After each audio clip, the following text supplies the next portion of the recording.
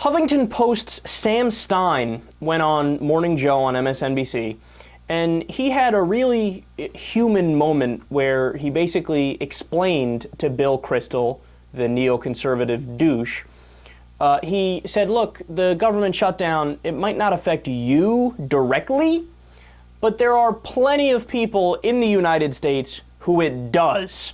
And they can't afford to have the shutdown. They can't afford to be furloughed. They can't afford to have their pay, either not get their pay or have their pay deferred and get it at a later date. But listen to Bill Kristol's response. The idea that this is not the end of the world and that they're funding the three most important agencies, it's maybe in your world, it's not the end of the world, but, I've spent the last, 6 hours last night just surveying local news stories about this. 85,000 people are losing nutritional assistance in Arkansas. That's not inside the Beltway, that's in Arkansas. 13 Head Start programs are closing in Connecticut. That's not inside the Beltway. So for these people who are affected by these cuts, it is sort of comparable to the end of the world. And I understand that, it's great to wait it out and to, negotiate from a better platform with more power and the debt ceiling and all that. But those 2 weeks that you waited out are consequential for a whole number of people, not just in the agencies that the Republicans want funded, but many, many agencies beyond that. And I think we tend to lose that perspective when we have these types of conversations. And that's all I wanted to say.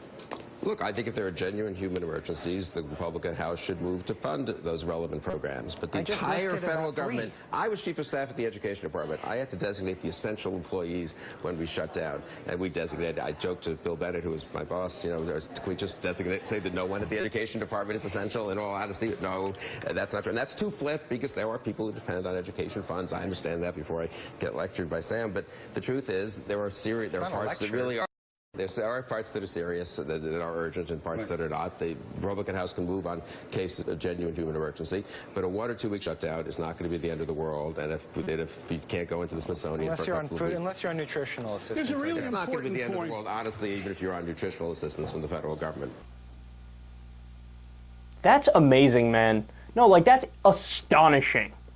I'm sorry, but there's just something different about neoconservatives like Bill Kristol and regular human beings. Look, a regular human being, Republican, Democrat, Independent, Communist, Fascist, whatever the fuck you want to call yourself, if you explain to them, hey, look, here are the facts, I got it from this article, here's my source, 85,000 people lose nutritional assistance, and that's just in fucking Arkansas, which has a population of 13.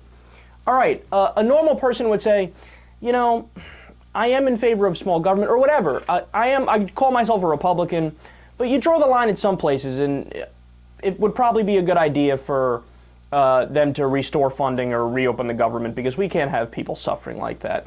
85,000 people losing nutritional assistance, that's unacceptable, man. Not to mention the EPA, they're not allowed to do their job. Gee, what could go wrong? It's not like we have any chemical companies in the United States that at a moment's notice, when they know they're not being regulated, would take advantage of that and dump chemicals in rivers and dispose of them in unsafe ways. No, that would never happen. It's not like the FDA also not allowed to do their job unless there's an imminent danger. So in other words, after the breakout of E. coli or salmonella, then they can go ahead and do their job. But who doesn't want their food going directly from a greedy corporation that only cares about profits to their plate, with no middleman making sure, hey, is this safe? Is this going to kill people? Not to mention, he even mentioned the education department. He's like, when I was the head of education, I joked around, well, aren't there no essential education employees? Yes, I'm so rich.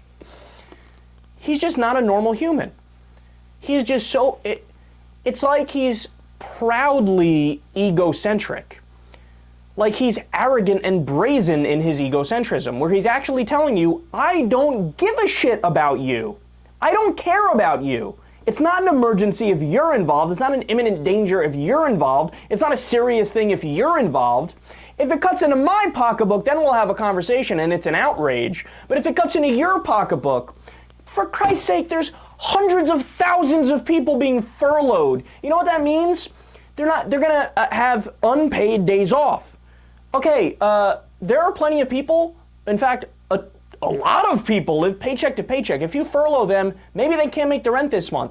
Maybe this is the second or third month that they haven't made the rent. Maybe they get kicked out on the street.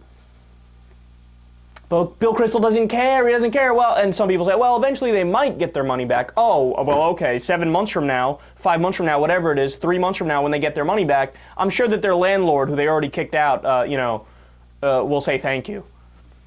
I mean, again, these guys, they live on a different planet, where their brains just function differently, where they don't care. And he's so flippant, and he's so flippant. Even for people on food assistance, it's not the end of the world.